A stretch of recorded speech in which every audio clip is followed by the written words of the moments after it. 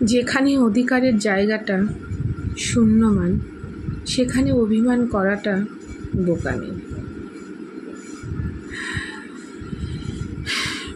এটা যত তাড়াতাড়ি বুঝে নেবে ততই ভালো। দেরিতে হলেও বুঝে নেওয়াটাই উচিত। তুমি যত দেখবে তোমার কারোর প্রতি অধিকার নেই, সেটা নিয়ে তুমি অভিমান করো না, কারণ তোমাকে শক্ত হতে হবে। তুমি তাকে নিজের মনে করছো, তুমি তার উপর জোর খাটাচ্ছ, তুমি তাকে তোমার অধিকার ফলাচ্ছ, কিন্তু তাতে কিন্তু তার কোনো যায় আসে না। তার মানে তার কাছে তোমার মূল্যটা শুধুমাত্র শূন্য, কিচ্ছু নেই। এবং সেটা ভেবে তোমার কষ্ট পাওয়াটা হচ্ছে তোমার বোকামি। তোমাকে সেখান থেকে সরে আসতে হবে।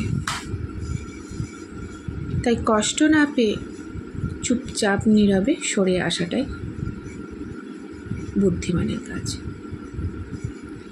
তুমি যদি কারোর উপর অধিকারী দেখাতে না পারো, তাহলে কিসের হলো সে তোমার কাছের মানুষ?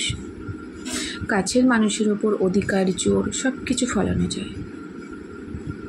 যাদের উপর এগুলো করতে পারবে না, তার মানে সে তোমার কাছের মানুষ নয়। আর সেটা ভেবে শুধু নিজেকে কষ্ট দেয়া বা কষ্ট পাওয়া, তার উপর অভিমান করে থাকাটা বেকার, তোমার সময় নষ্ট। কারণ যার উপর তুমি অধিকারই দেখাতে পারবে না, তার কাছে তোমার এই সমস্তগুলোও কিন্তু মূল্যহীন। তাই সময় থাকতে থাকতে তুমি সরে এসো, তাতে তোমারই ভালো। প্রথমে একটু কষ্ট হলেও ভবিষ্যতের কষ্টের থেকে তুমি মুক্তি পাবে। দেখা গেল তুমি এতটাই এগিয়ে গেলে যে ভবিষ্যতে তুমি না পেছনে সরতে পারছো, না সামনে এগোতে পারছো।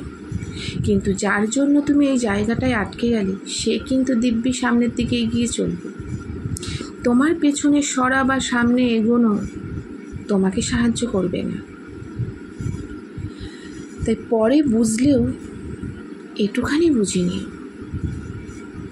যে যার ওপর তোমার অধিকার নেই, তাকে নিয়ে অভিমান করাটা বোকামি ছাড়া আর কিছু নয়। এই কথাটা যত তাড়াতাড়ি বুঝবে তত তোমারই ভালো। তাই বোঝার জন্য সময় নষ্ট করে লাভ নেই। তুমি নিজেই এক দুবার হলেও বুঝতে পারবে তার চাল চলন, তোমার প্রতি কেয়ারিং, তুমি তার প্রতি যতটা কেয়ারিং করছো সেটা তো মূল্য দিচ্ছে কি না, সেটাতে তুমি বুঝতে পারবে।